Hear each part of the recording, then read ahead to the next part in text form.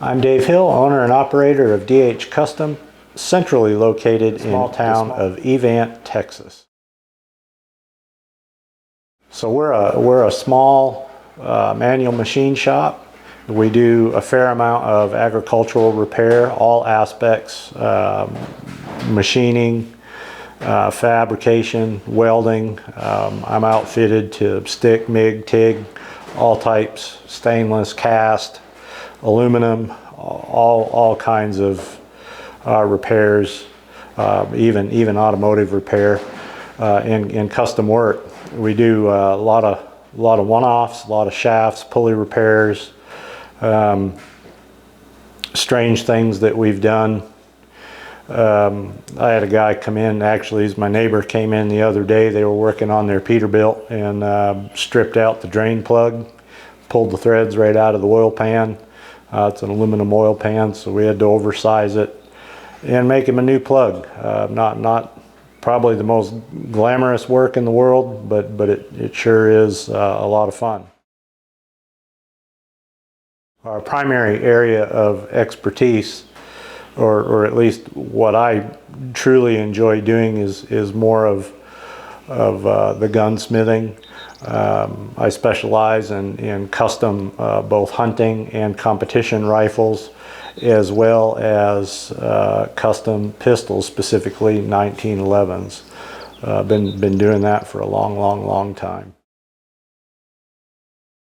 So yeah, if you want to kind of take a walk through the shop, we can do that. I'm going to warn you, it's pretty hot today. The heat came early in Texas this year, but we can go in, we can show you the machines, some of the workbenches, and some of the things I've got going on, and I'm getting set up to work through this evening through Monday. So let's take a walk. So this is kind of the main workbench, evaluation bench. I'm kind of trying to, it's the weekend.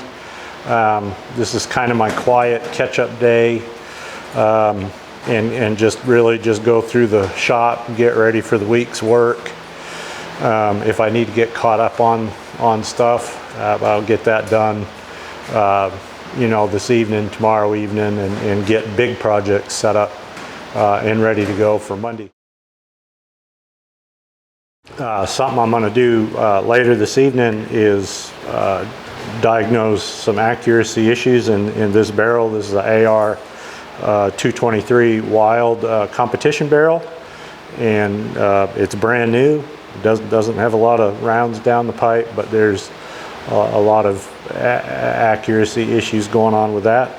So pretty much every station I have in the shop has a laptop and a bore scope that's been modified to make my job easy, especially on the machines. We have microscopes on all the machines, but basically what I'll do is I'll scope the barrel, inspect the chamber for concentricity, chatter, unusual marks from either a dull reamer or a worn reamer, or a reamer that's been packed with chips. We want to look at the lands and grooves and make sure that they're even, as well as slug the barrels. It's a pretty thorough process. Everything gets documented again on the computer, and then I can go straight to the customer and basically give them a complete evaluation on their rifle or pistol, whatever the platform is, because it's right by the numbers. So I can tell you what good tolerances are and where we're at, and it's a pretty simple process to understand. We try to do very precise work when it comes to gunsmithing. General machining, you can get away with greater tolerances, but we're in a world that in the firearms industry where we're getting to be pretty precision and accuracy driven, which I think is a great thing. So we really need to not leave anything on the bench when it comes to that, and we don't. So this is probably where I spend, if I'm not on a machine, most of my time. This is kind of my main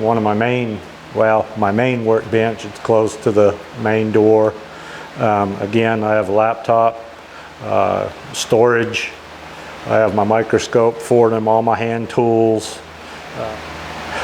So this is something I will be working on this weekend. Hopefully I'll have it done today so it can get in the mail first thing Monday morning.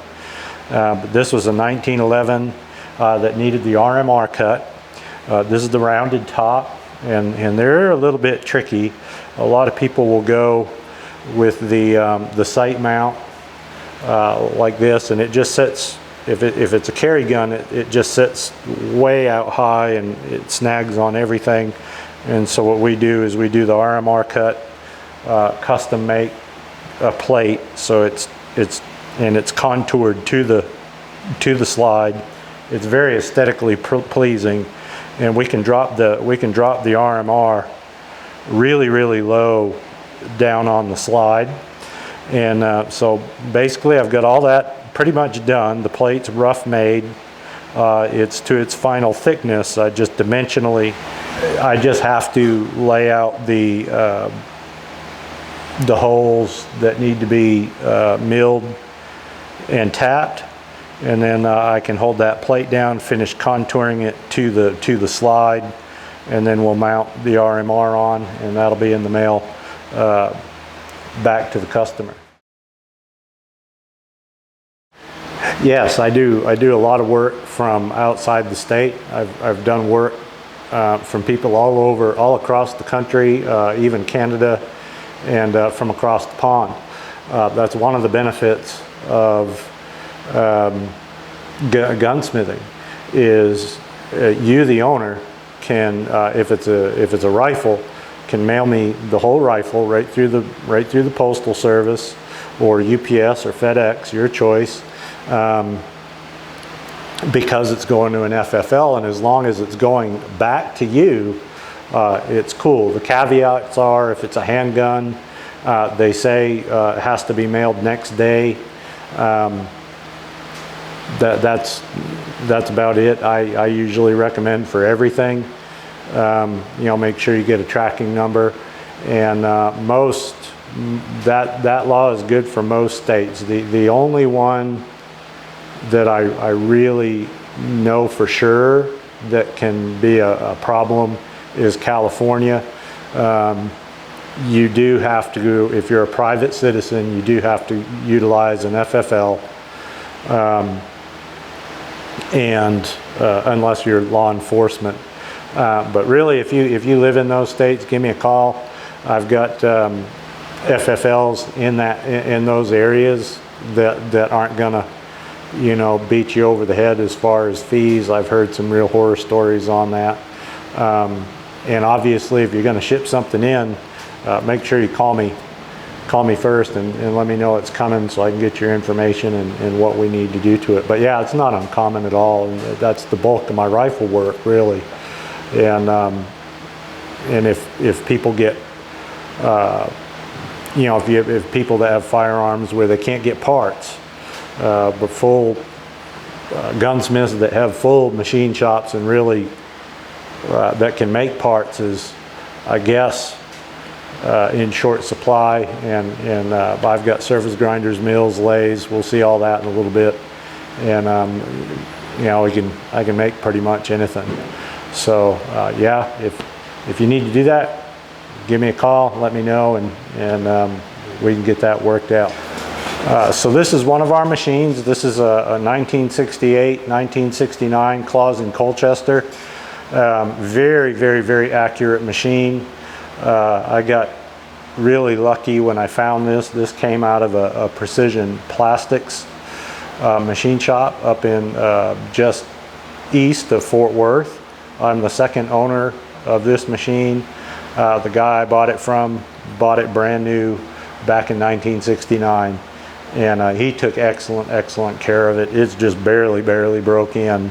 And I just, you know, it spent its life working on plastics. I've gone through it and adapted it to make it a highly, highly effective gunsmithing lathe. In fact, I just finished chambering a 25-06 Ackley Improved. It's a custom barrel for a fella up in Oregon. He does a lot of varmint competitions. So excellent gun, excellent little rifle for that. But yeah, I love these. I love this machine.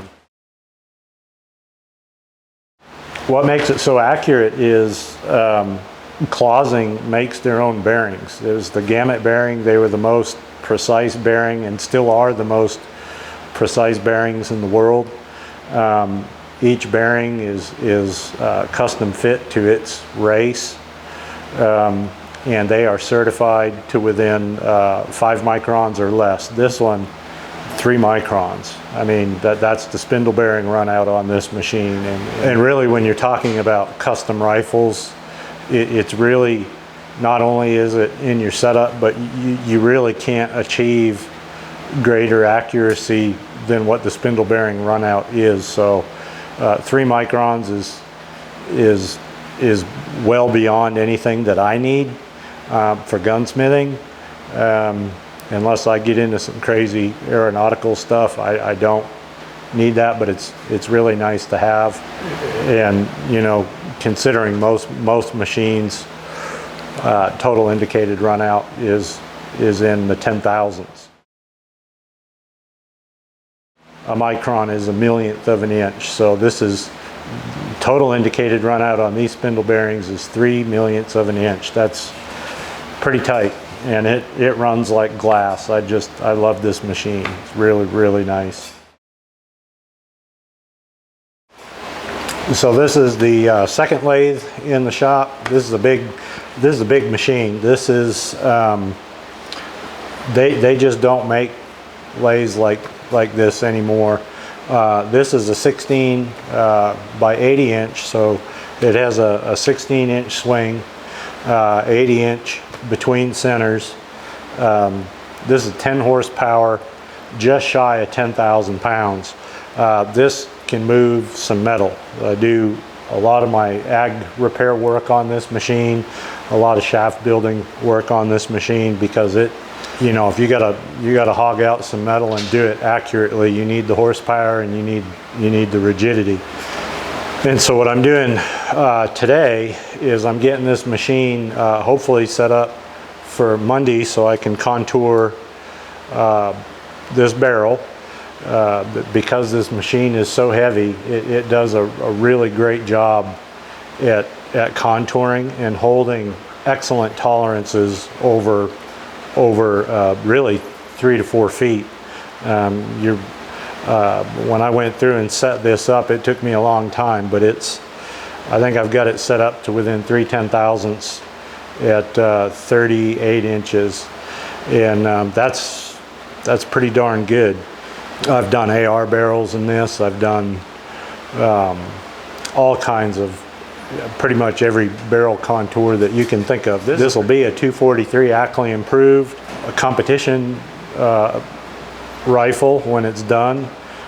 So the way it'll be a straight, what we call a straight profile, and the way this will end up getting bedded is proprietary to me. It's kind of my own design that's very rigid and very, very accurate. So yeah, not too much involved in that. It's pretty straightforward, but everything needs to be exact. So 90 degrees from Big Blue is my milling center. I have an Alliant 10 by 54 knee mill, very heavy, lots of horsepower. It can handle pretty much anything I throw at it. I watch guys use a Fordham, nothing wrong with that, or the smaller mills. And a lot of times with those smaller mills, because of the travel on the bed length, you have to break down your setup and move it around to be able to do the whole stock. I can completely inlet a whole stock on this machine in one setup very quickly and very accurately. Of course, it has DRO power down feed, power on both the X and Y axis. So it's really a wonderful machine to use. I have my indexing heads and rotary tables and everything for this machine, and it hasn't let me down. It's probably a lot more than I need, but when I bought it, the price was right, and you really can't go wrong on one of these by getting one a little bit larger than what you need. It's a wonderful machine. So this is another workstation in the shop. I have more storage. I have my drill press, my South Bend lathe, another workbench with all my, this is more of a precision area. Yeah, so it is. It's an older lathe. It's a 1943 South Bend 10L. The 10L is the precision lathe, and basically what sets this apart from the others is this has a heavier feed screw, and it came from the factory with the 4-jaw, the 3-jaw, taper attachment, and the collet setup, and I have everything for it. This came through, I got this as it was outfitted from South Bend, so that's really cool. This is kind of a bucket list lathe for me, actually. Not this particular lathe, but this model is the lathe that I learned on, and they are a wonderful lathe for gunsmithing. Just if someone out there sees this and they're looking at lathes, just make sure you get the one with a 2 1/4 spindle thread, because that'll be the bigger bore, 1 3/8, and that's plenty big enough to work on 97% of the barrels that are going to come into your shop that you can run through the headstock, which this machine really does well. I do a lot of crowning and a lot of short barreled stuff in this machine. As long as you respect its limits, it is capable of very precise work. Its limits being it's belt driven, so you're not going to take the heavy cuts that you could on the Big Blue or the Clausing. But really a wonderful lathe to use. They're very quiet. Absolutely a joy to use. Quick change gears. I'd go on and on about this lathe. This is the only machine in my shop that is not 3-phase. This is a 220 120 motor. You can wire it either way, and right now it's set up for 120 just because I haven't run 220 over here, and it works great. Yeah, I really do feel that if you get into the custom stuff, you really need to have a working knowledge of reloading and bullet weights and twist rates, and just you have to have a good understanding of ballistics and harmonics. You know, I do a lot of custom rifles, and we do a lot of custom reamers, custom chambers. It just doesn't do any good if you go through the effort of building that custom rifle with a custom chamber and then having to use factory dies. And so one thing that I do is I have the reamer and I have the chamber dimensions, so we can go ahead and make those dies for you.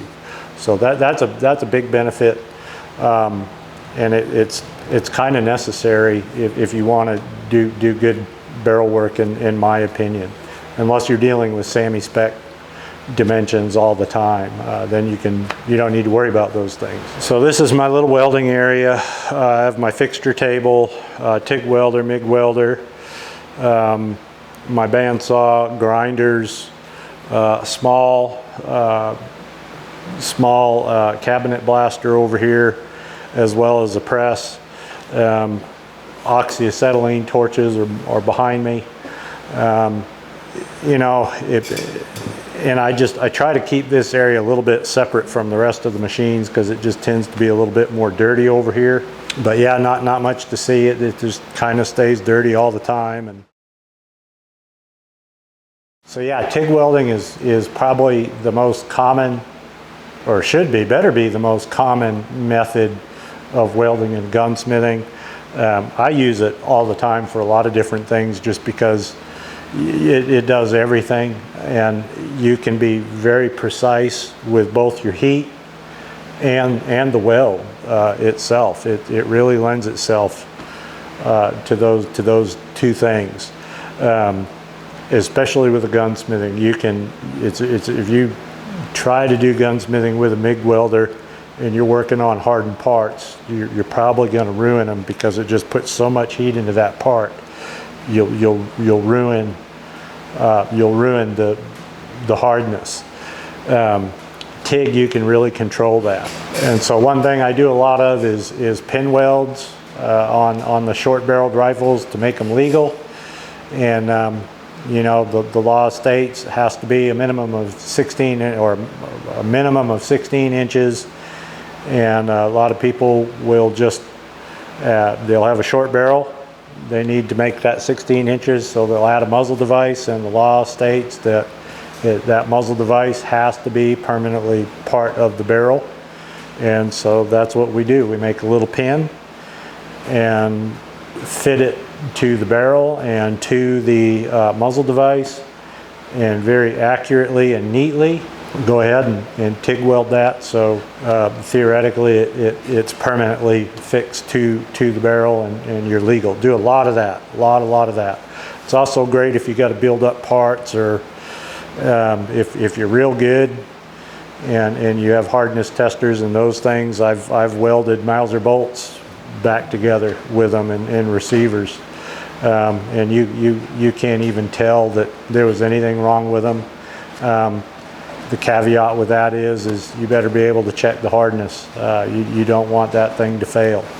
So not a job that probably everybody does, but I do have the means and the tools to do that and do it safely. Yeah, so other work that I do is, like I said, I do all aspects of gunsmithing work, from high-end custom to just basic cleaning and repair. I enjoy it all. I do refinishing. One thing we didn't see, because I try to keep that very, very clean. I don't want to get a whole bunch of dust stirred up in there. I've got to do some work a little bit later on today. Is the Cerakote room. So I have a whole paint booth area that's specifically for that, with my Cerakote oven and everything. But I do Cerakote and rust blue.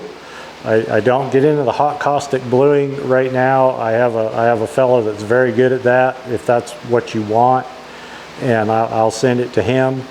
And if somebody wants more than a basic Cerakote job, i.e. they want the battle worn and multicolors and just all that fancy stuff. But I have a guy that specifically deals with the crazy paint schemes, and he's really good. He's been factory trained and then continued his education with some of the best Cerakote people in the country. He's really pretty good, and he's not that far from me. So, you know, and I use him a little bit, mostly with the PRS and bench rest guys. Some of them want those real wild patterns and colors, and even some of the competitive pistol shooters, they want those wild colors, and so I do all the custom work and then sub it out to him. It's no big deal. I don't charge any extra for that. It's just whatever he does. We try to be pretty fair and pretty honest. Here we're not out to retire off one one firearm. But yeah, that's about it. We do everything. I really don't like to say no to anybody. I do stay pretty busy right now. It seems like I'm on about a 3-week just for general work. I'm on a 2 to 3 week wait on the custom stuff. Depending on what you're looking at, it can be anywhere from 4 to 8 months. It just depends on supply and the supply chain right now. But yeah, there's a pretty big backlog on the custom stuff. How you can get in touch is you can visit us on the web at dhcustom.net. You can call, email, or stop by. And again, if you need work done and you need to mail it, just give me a call and we'll go through that whole process. It's pretty painless. The big thing is I just need to know. I've had people send stuff and just said, you know, I need it fixed, and I didn't even know it was coming, which that's not a big deal. But I do like to know if I've got something showing up, or really what's going on with it. So yeah, I do appreciate a call on that before you ship things out. Outside of that, this is my shop, and this is what I do. Thanks.